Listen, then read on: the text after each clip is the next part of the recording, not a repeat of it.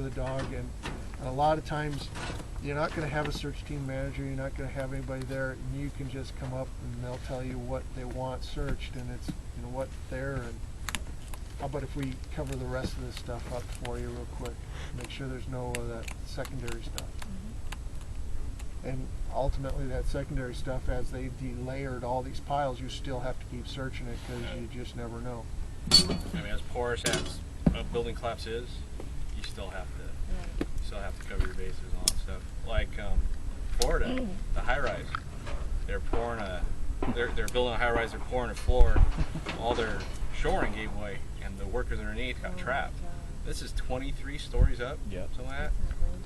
And one of the dogs, actually Harry's brother, my Chocolate's brother, went up there, searched, and because they didn't want to put guys out there because, you know, this high rise that's under construction just had collapsed. They went, we're not putting people out there.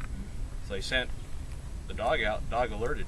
By the time they got to him an hour later, 45 minutes, an hour later, the guy was dead. But he gave them an indication there was a live person, whether he was freshly dead when the dog alerted or if he was still alive and died in that 45 minutes to an hour that it took to get to him. No one ever knows. No one knows. And that's why we have long lines. You got a 30-foot leash to work long line work. You get yourself a harness that you can get a good pull to save the dog if he goes close to the edge, but you know, it's something we don't train on much, but once in a while it's interesting to do long line work, like down a hall here. I have a hole in it. What about going down Hanneswide that way? You'll do that? Yeah, you know what? It just depends on what you want to go into. We've lowered and lowered in,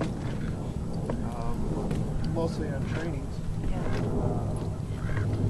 The actual collapses and stuff like that, you know what? We're going to work into it. They're going to work and lift off, but they've put them up on the third floor and searched the third floor.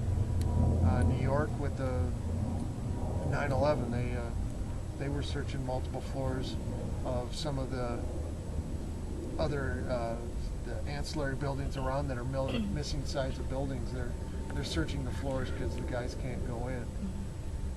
Oklahoma, it was floor searches and it was small areas, but it ultimately just got to delayering. They pulled back a slab and catch a hole, and you send a dog into that hole, that void, and he comes back out. And it's up to you, obviously, what you want to put your dog into. I mean, nobody wants to get their dogs hurt, but I gotta go